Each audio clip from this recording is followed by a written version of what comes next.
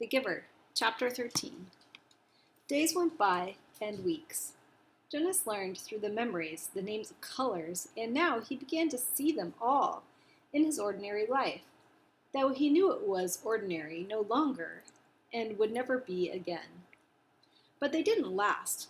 There would be a glimpse of green, the landscaped lawn around the central plaza, a bush on the riverbank, the bright orange of pumpkins being trucked in from the agricultural fields beyond the community boundary, seen in an instant, the flash of brilliant color, but gone again, returning to their flat, hueless shade.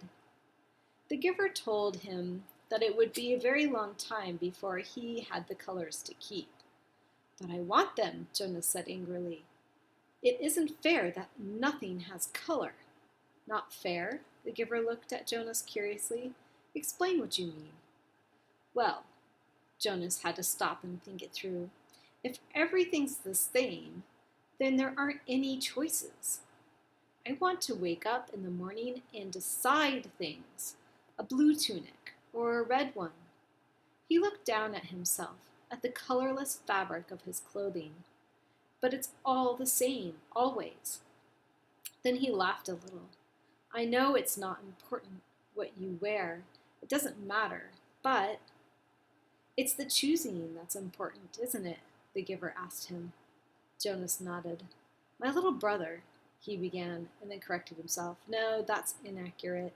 He's not my brother, not really. But this new child that my family takes care of, his name is Gabriel." "Yes, I know about Gabriel." "Well, he's right at the age where he's learning so much. He grabs toys when we hold them in front of him. My father says he's learning small muscle control. And he's really cute." The Giver nodded. "But now that I can see colors, at least sometimes, I was just thinking, what if we could hold things that were bright red or bright yellow, and he could choose instead of the sameness? He might make wrong choices." "Oh," Jonas was silent for a moment. "Oh, I see what you mean. It wouldn't matter for a new child's toy, but later it does matter, doesn't it? We don't dare to let people make choices of their own." "Not safe?" the Giver suggested. "Definitely not safe," Jonas said with certainty. "What if they were allowed to choose their own mate and chose wrong? Or what if," he went on, almost laughing at the absurdity, "they chose their own jobs?" "Frightening, isn't it?" the Giver said. Jonas chuckled. "Very frightening. I can't even imagine it. We really have to protect people from wrong choices. It's safer." "Yes," Jonas agreed, "much safer." But when the conversation turned to other things, Jonas was left, still, with a feeling of frustration that he didn't understand. He found that he was often angry now, irrationally angry at his group mates, that they were satisfied with their lives, which had none of the vibrance of his own that his own was taking on. And he was angry at himself that he could not change that for them. He tried, without asking permission from the Giver, because he feared or knew that it would be denied, he tried to give his new awareness to his friends. "Asher," Jonas said one morning, "look at those flowers very carefully." They were standing beside a bed of geraniums planted near the Hall of Open Records. He put his hands on Asher's shoulder and concentrated on the red of the petals, trying to hold it as long as he could, and trying at the same time to transmit the awareness of red to his friend. "What's the matter?" Asher asked uneasily. "Is something wrong?" He moved away from Jonas's hand. It was extremely rude for one citizen to touch another outside of family units. "No, nothing. I thought for a minute that they were wilting, and we should let the gardener crew know that they needed watering." Jonas sighed and turned away. One evening, he came home from his training, weighted with new knowledge. The Giver had chosen a startling and disturbing memory that day. Under the touch of his hands, Jonas had found himself suddenly in a place That was completely alien, hot, and windswept under a vast blue sky. There were tufts of sparse grass, a few bushes and rocks, and nearby he could see an area of thicker vegetation, broad, low trees outlined against the sky.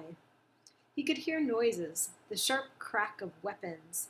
He perceived the word guns, and then shouts, and an immense crashing thud as something fell, tearing branches from the trees. He heard voices calling to one another. Peering from the place where he stood hidden behind some shrubbery, he was reminded of what the giver had told him, that there had been a time when flesh had different colors. Two of these men had dark brown skin. The others were light. Going closer, he watched them hack the tusks from a motionless elephant on the ground and hauled them away, spattered with blood. He felt himself overwhelmed with a new perception of the color he knew as red. Then the men were gone, speeding toward the horizon in a vehicle that spit pebbles from its whirling tires. One hit his forehead and stung him there. But the memory continued, though Jonas ached now for it to end. Now he saw another elephant emerge from the place where it had stood hidden in the trees. Very slowly it walked to the mutilated body and looked down. With its sinuous trunk it stroked the huge corpse. Then it reached up, broke some leafy branches with a snap, and draped them over the mass of torn, thick flesh. Finally it tilted its massive head, raised its trunk, and roared into the empty landscape. Jonas had never heard such a sound. It was a sound of rage and grief, and it seemed never to end. He could still hear it when he opened his eyes and lay anguished on the bed where he had received the memories. It continued to roar into its consciousness as he pedaled slowly home.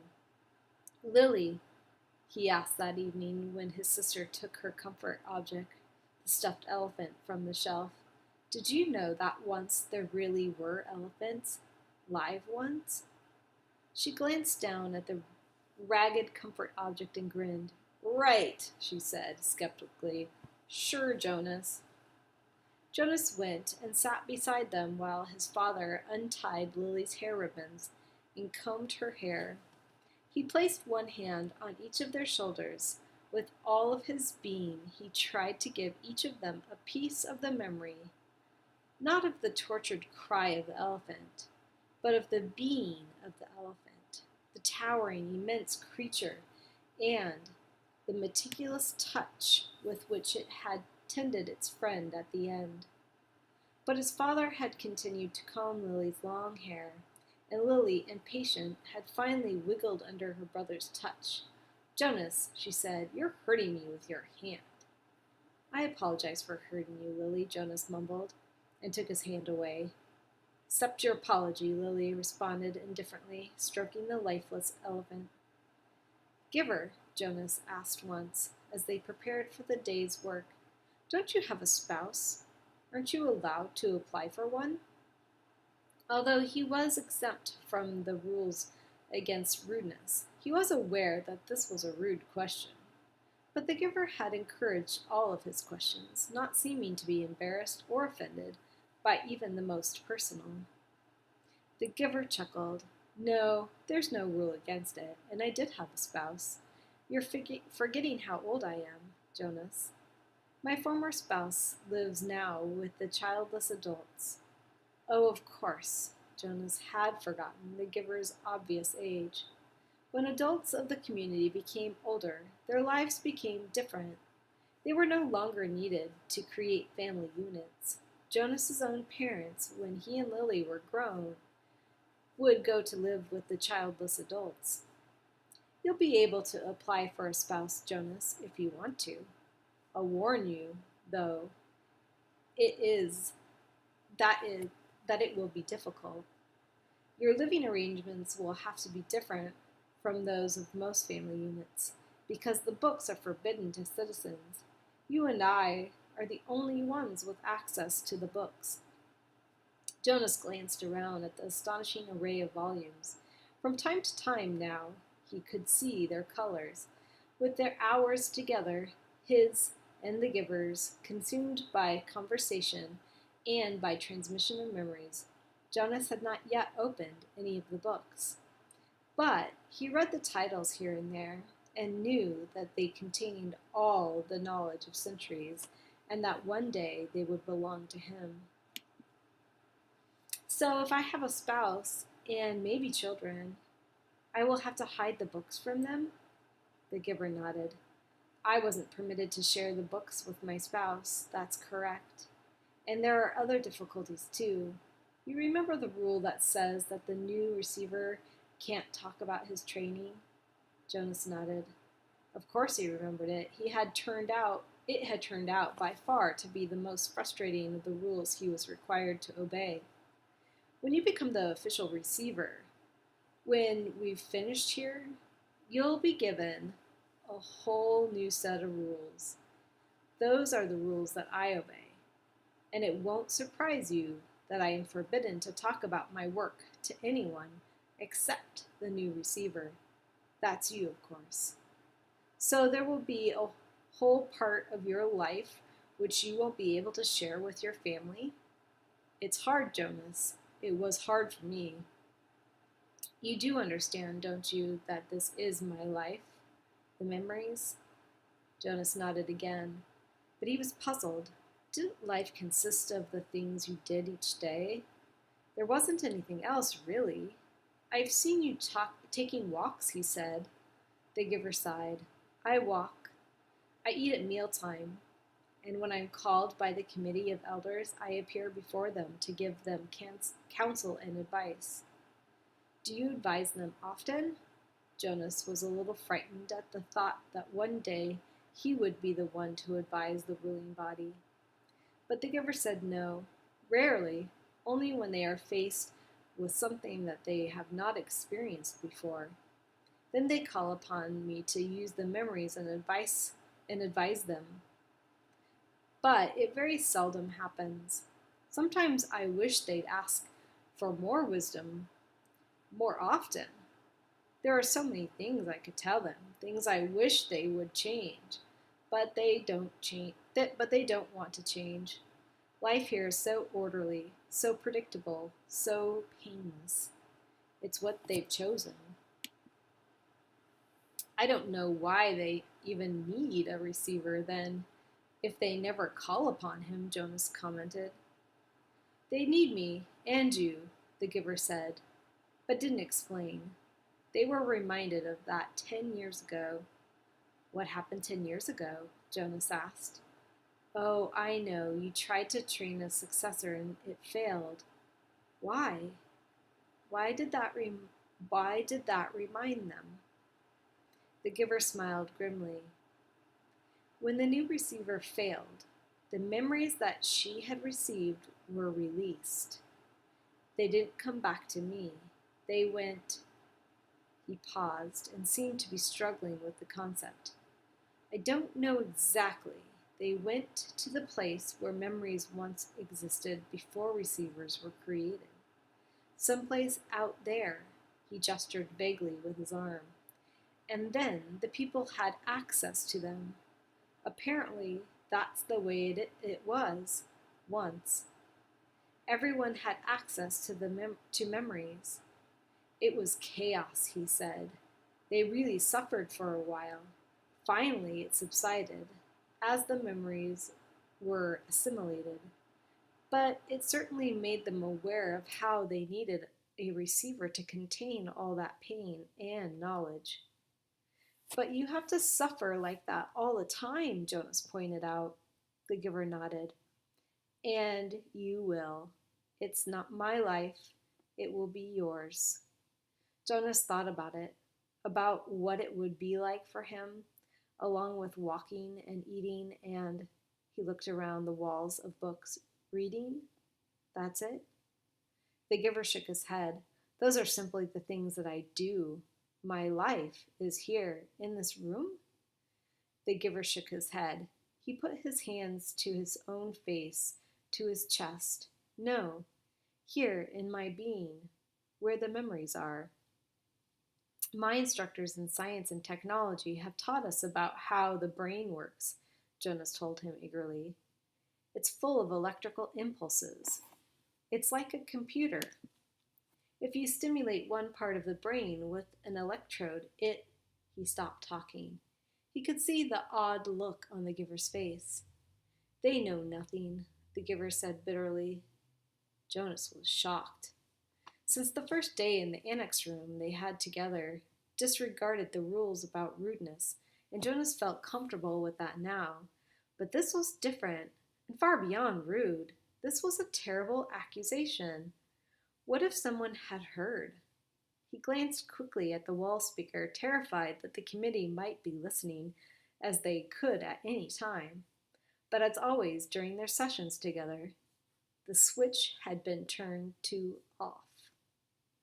Nothing? Jonas whispered nervously. But my instructors? The giver flicked his hand, if brushing something aside. Oh, your instructors are well trained. They know their scientific facts. Everyone is well trained for his job. It's just that without the memories, it's all meaningless. They gave that burden to me and to the previous receiver and the one before him. And back and back and back, Jonas said, knowing the phrase that always came. The giver smiled, though his smile was oddly harsh. That's right. And next it will be you, a great honor. Yes, sir. They told me that at the ceremony. It's the very highest honor. Some afternoons the giver sent him away without training. Jonas knew on these days when he arrived to find the giver hunched over, rocking his body slightly back and forth, his face pale, that he would be sent away. Go, the giver would tell him tensely. I'm in pain today. Come back tomorrow. On those days, worried and disappointed, Jonas would walk along beside the river. The paths were empty of people except for the few delivery crew and landscape workers here and there. Small children were at the child care center after school, and the older ones busy with volunteer hours or training. By himself, he tested his own developing memory. He watched the landscape for glimpses of the green that he knew was embedded in the shrubbery. When it came flickering into his consciousness, he focused upon it, keeping it there, darkening it, holding it in his vision as long as possible until his head hurt and he let it fade away. He stared at the flat, colorless sky, bringing blue from it, and remembered sunshine until finally, for an instant, he could feel warmth. He stood at the foot of the bridge and spanned the river, the bridge that citizens were allowed to cross only on official business.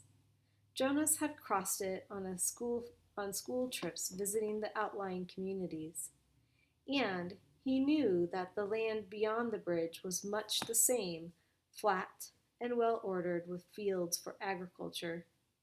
The other communities he had seen on visits were essentially the same as his own. The only differences were slightly altered styles of dwellings, slightly different schedules in the schools. He wondered what lay in the far distance where he had never gone. The land didn't end beyond those nearby communities.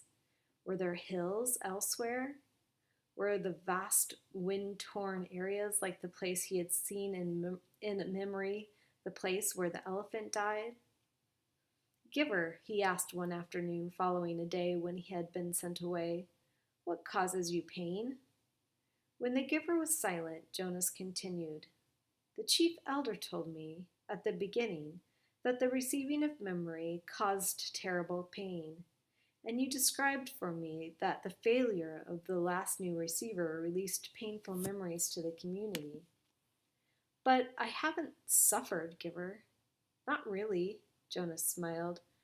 Oh, I remember the sunburn you gave me on that very first day, But that wasn't so terrible. What is it that makes you suffer so much? If you gave some of it to me, maybe your pain would be less. The giver nodded. Lie down, he said. It's time, I suppose. I can't shield you forever. You'll have to take it all on eventually. Let me think, he went on. When Jonas was on the bed, waiting, a little fearful. All right, the giver said after a moment.